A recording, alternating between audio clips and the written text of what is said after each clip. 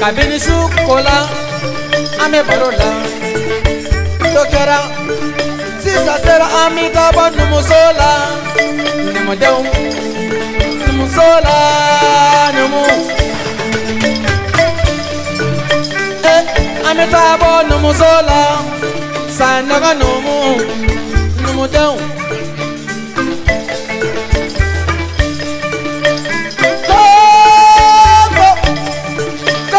manawuli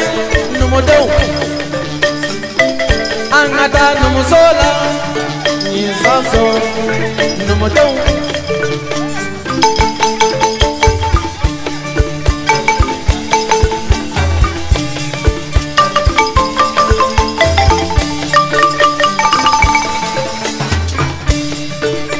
ay sabele nebetaba numusola saboko benyawalo numusola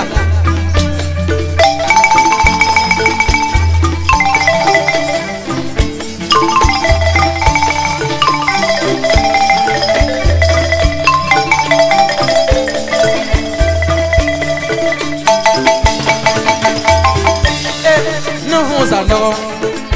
numoka no hosano no hosano numoka no hosano nizanzo numoka eneso numodeu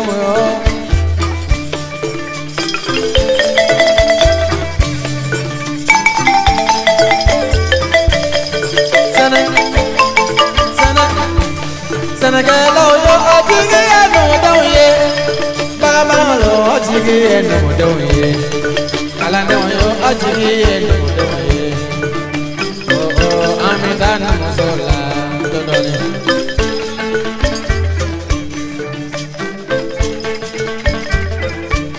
Sanagalo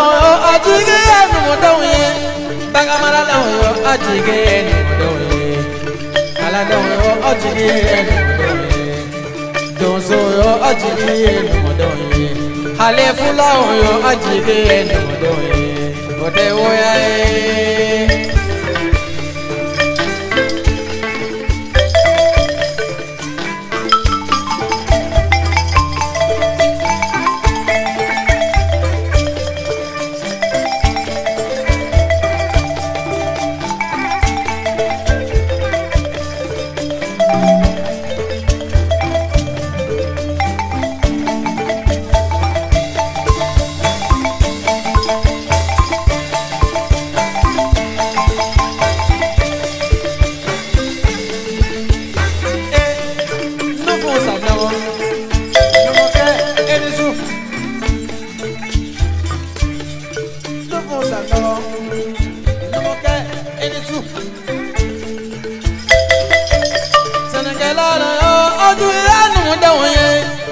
Monegalalo ajige no modoye Bagamalo ajige no modoye Muso kwakalo yo bejige no modoye Donso ajige no modoye Fulao yo ajige no modoye Monanyafo kumana korodo Ite seneke dabate John debe dabagla no modon tawa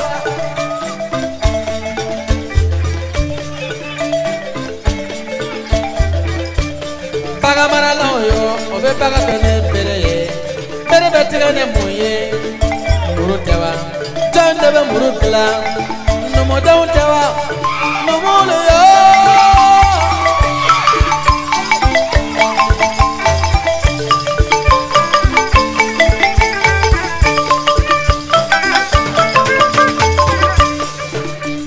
Fulao,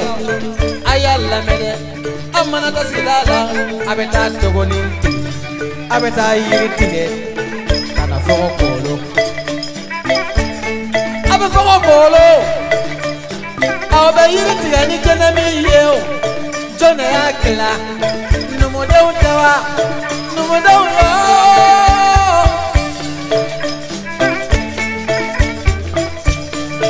dozo yo ay aketo abe ko yala ne mare famille jona bola laga numo de utawa numo de yo ane kotia muso yo abe susuli kane kolomi jone bakla numo de utawa muso abe bakane famille no ye baramaye numo de utawa bala folalu abe bala mi folata avec kane famille numo de alla la numo de ane che numo de ane ko numo de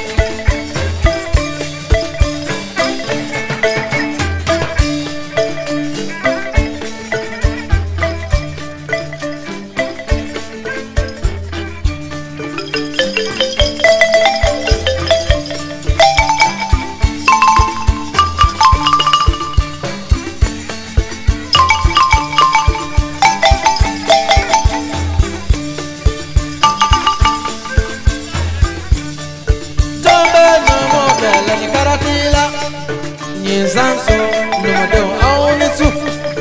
Nizanso numodo aonisu Nizanso sandoko numulo aliwara oh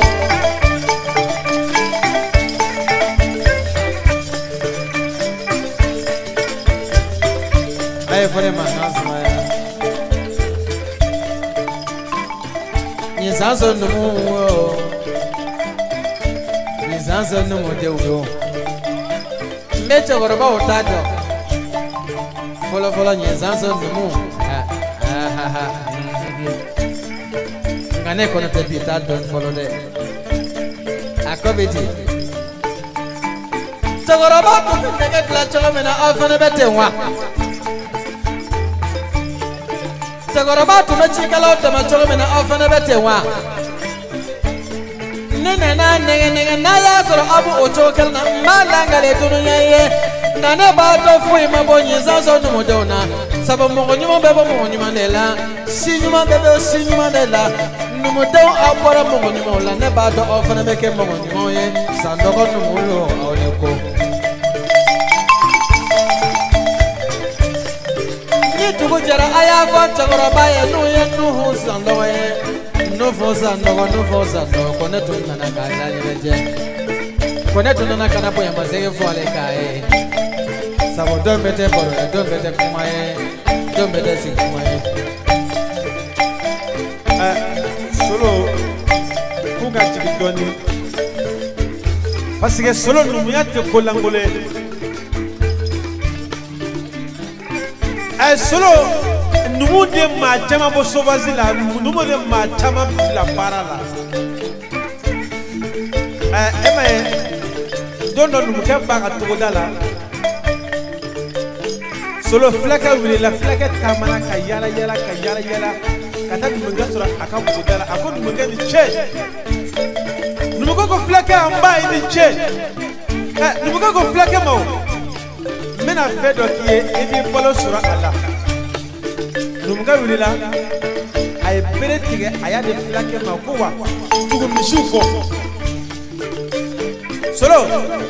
flake mishi dende ka mishi chama soro ka sanu soro ka ba chama soro numuga wilila dono ka yala jitala ka ta soro somona ke fana bala ka yala te ati barala numuga dro ko boro solo ay kurumbo anana di boso kema somoro kema comme yele passa fe ka kombo ale fana yela ko passa fe solo ka jiga mo ka misi solo ka sani solo ka wali solo numekele kila ka sigi ka pamalande tatoto ati barala kan dabane kelen kila ka dama k'i cɛsiri i ka bɔnbɛn i yɛrɛ la ni bamanan i yɛrɛ la i bɛ mɔnɛ bɔ i la ka mɔnɛ bɔ maa wɛrɛ la k'a bɔ jelidenw ni funɛdenw la o y'a sɔrɔ i b'a fɔ numuden ye kodoko ko ni su n'o tɛ numuya tɛ kolankolon dɛ sɔrɔ ni maa min ko numuya kolankolon n'i donna ɲɛgɛn na ka ji bɔ k'i b'i ko k'i jateminɛ k'i b'a dɔn ko jaa numu ye baara dɔ kɛ. jeliba kana taa fɔlɔ numukɛ ye nin kɛ olu bɛɛ lajɛlen ye nka a ye mun kɛ jeliw ye sa. Solo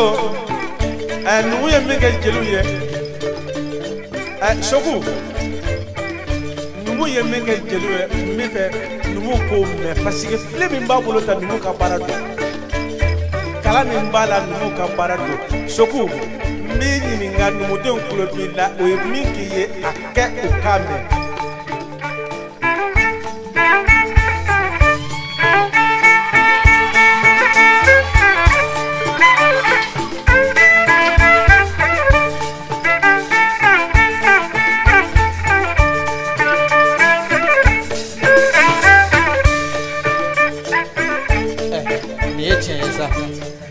Ne bɛ fɛ k'i ɲininka o numu ye nin bɛɛ lajɛlen kɛ fulaw ye fulaw dun ye mun de kɛ numu ye a sara ye.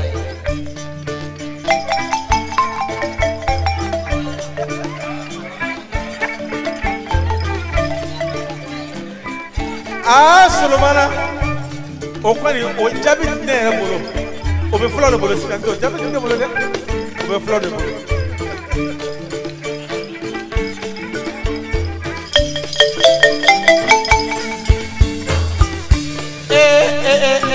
An bɛ taa numuso la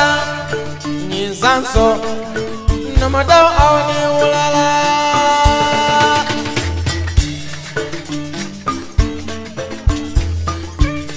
numudenw madu bɛ min madu